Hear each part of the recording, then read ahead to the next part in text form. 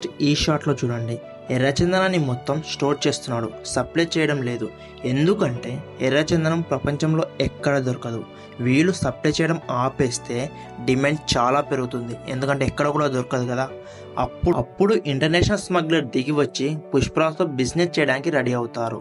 ఇక్కడ ఈ షాట్లో చూడండి, ఫారినర్తో బిజినెస్ మీటింగ్ జరుగుతుంది, అది జపాన్లో. అవల మనీ కోసం ఒక హాఫ్ నోట్ ఇస్తారు. ఆ హాఫ్ నోట్ని ఇండియాలో ఇస్తే చాలా మనీ ఇస్తారు. ఇక్కడ జరుగుతున్న ఫైట్ కూడా ఆ హాఫ్ నోట్ కోసమే. ఈ షాట్లో చూడండి, ఆ నోట్ కింద పడిపోతుంటది, కానీ పుష్పరాజ్ ఊరుకుంటాడా? వాళ్ళందరినీ చంపేసి ఆ నోట్ తీసుకుని ఇంటికి వచ్చేస్తాడు. పుష్ప ఇండియాకి వచ్చిన తర్వాత ఆ ఎర్రచందనాన్ని, స్టోర్ చేసిన ఎర్రచందనాన్ని బన్వర్ సింగ్ సికావత్ సార్నా కొడుకు చూస్తూ ఊరుకుంటాడా?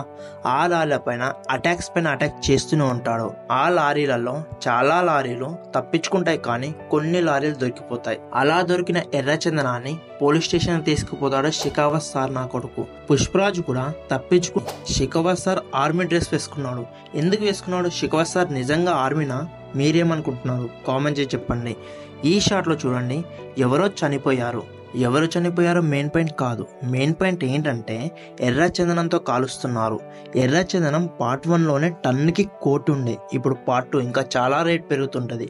అంత ఎక్స్పెన్సివ్ వుడ్ని పెట్టి కాలుస్తున్నారంటే వాళ్ళు ఎవరో ఇంపార్టెంట్ పర్సన్ అయి ఉంటారు. నాకు తెలిసి పుష్పరాజ్కి ఇంపార్టెంట్ పర్సన్ అయి ఉంటారు, ఎందుకంటే ఎర్రచందనం మొత్తం పుష్పరాజ్ కంట్రోల్లో ఉంది. పుష్పరాజ్ ఇంత విలువైన వుడ్ని కాల్చేస్తున్నాడంటే తను ఎవరో పుష్పరాజ్కు బాగా కావాల్సిన వాళ్ళు అయి ఉంటారు. నాకు తెలిసి పుష్పరాజ్ వాళ్ళ మదర్ అయి ఉంటుంది, లేకపోతే శ్రీవల్లి అయినా అయి ఉంటుంది.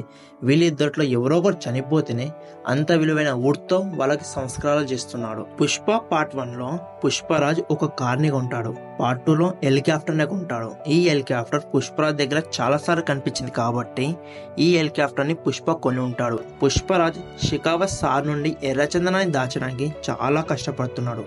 భూమిలో దాచిపెడుతున్నాడు. ట్రాన్స్ఫర్ చేయడానికి లారీని వాడకుండా గాడిదల్ని వాడుతున్నాడు.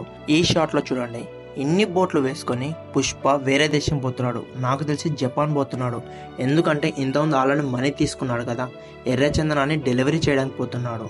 ఎలా బోట్లో వేసుకొని పోతున్నాడంటే 2 ఛాన్సెస్ ఉన్నాయి. ఎర్రచందనాన్ని బోట్లో వేసుకొని పోవాలి, లేకపోతే దేవరం మూవీలో లాగా వాటర్లో వేసుకునైనా పోవాలి. ఎర్రచందనాన్ని సప్లై చేయడానికి లారీల్ని కాకుండా ఇది వాడుతున్నాడు, ఎందుకంటే లారీల్లో తీసుకపోతే రిస్క్ ఎక్కువ, బోట్లలో ఎవరికి అనుమానం రాదని బోట్లలో తీసుకుపోతున్నాడు. ఈ షాట్లో చూడండి, షికావత్ సార్ హ్యాపీగా డాన్స్ చేస్తున్నాడు. పక్కన ఎర్రచందనం ఉంది, మంగళం సీను కూడా ఉన్నాడు. నాకు తెలిసి మంగళం సీను ఎలుపు తీసుకుని ఎర్రచందనాన్ని పట్టుకొని ఉంటారు, లేకపోతే షికావత్ సారు మంగళం సీను ఇద్దరు టార్గెట్ పుష్పనే కాబట్టి వాళ్ళిద్దరు కలిసిపోయి ఉంటారు. ఈ జాతర ఫైట్లో మంగళం సీను పుష్పరాజ్ వాళ్ళ అన్న ఉంటారు. నాకు తెలిసి మేబీ వాళ్ళే పుష్పరాజ్ పైన అటాక్ చేసి ఉంటారు. ఈ మూవీలో అల్లు అర్జున్ ఇంకో కొత్త మేనరిజాన్ని ముందుకు తీసుకువచ్చాడు, చేతి వేళ్ళని అలా అలా అనడం. సో నా ఎక్స్ప్లెనేషన్ ఎలా అనిపించిందో మీ శుతిమెత్తని చేతులతో మీ విలువైన టైంని కేటాయించి కామెంట్ చేసి చెప్పండి. అలాగే వీడియో నచ్చితే ఒక లైక్, ఒక సబ్స్క్రైబ్ చేసుకొని మళ్ళీ వీడియోలో మళ్ళీ కలుద్దాం. అందరికీ టాటా, బై బై, సెలవు.